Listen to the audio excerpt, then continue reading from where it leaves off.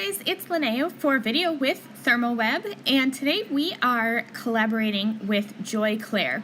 This is a new to me company, but that is what I love about ThermOWeb. They collaborate with so many companies, and I just love it when I get to work with a company that I haven't used their stamps before. So I just love the stamp sets that I'm going to be using today, the lion and the lamb and the wood background. So let's get started. I'm going to be using a technique that I'm sure is not new, but it is the first time that I am doing it.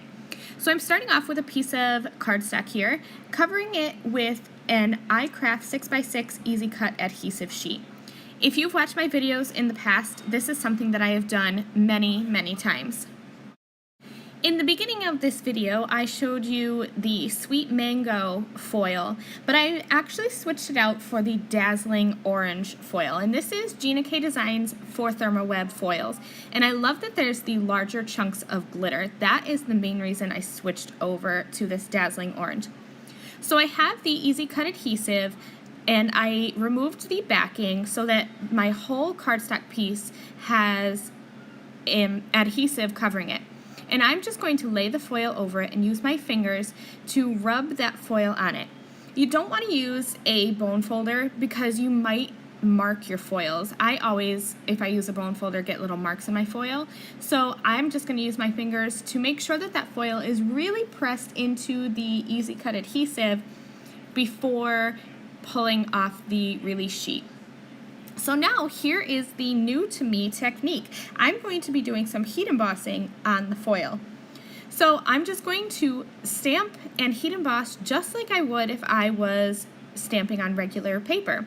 I used my little anti-static pouch, and then I have the two lion heads from the Lion and the Lamb Joy Clair stamp set.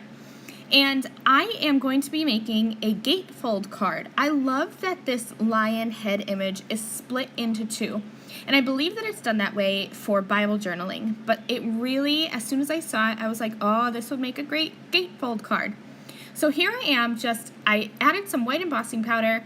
I'm going to heat it up.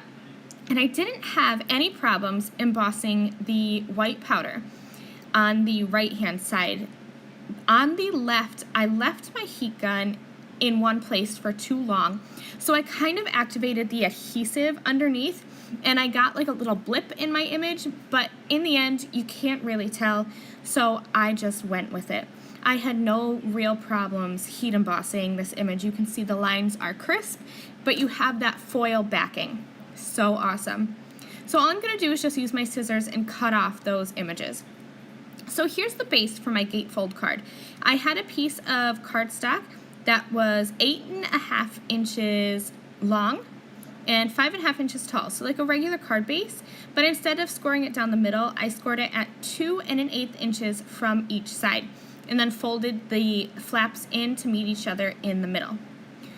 So I'm going to be stamping the wood background stamp from Joy Clair, and it is not quite as wide as my card base, so I'm just going to hold my card base in place with some purple tape, and then I will center up that stamp on the front of my card and stamp it with some brown ink. Once I had the front of my card stamped, I opened up the flaps, and I also stamped the same on the inside. So now you can see here I have a continuous pattern on the outside, and then you can open it and it's on the inside as well.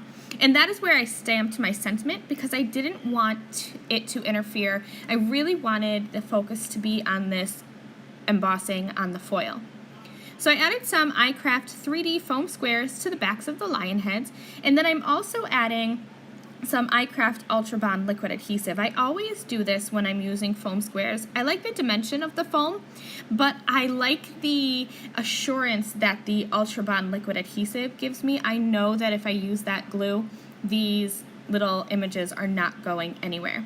So I'm just going to line up that hard edge of the lion head with the corner of my card. And then I'll do the same thing on the other side, and you'll see they meet in the middle, form one cohesive image, but you can open up the card through the middle. It's just so awesome, and I love the foil.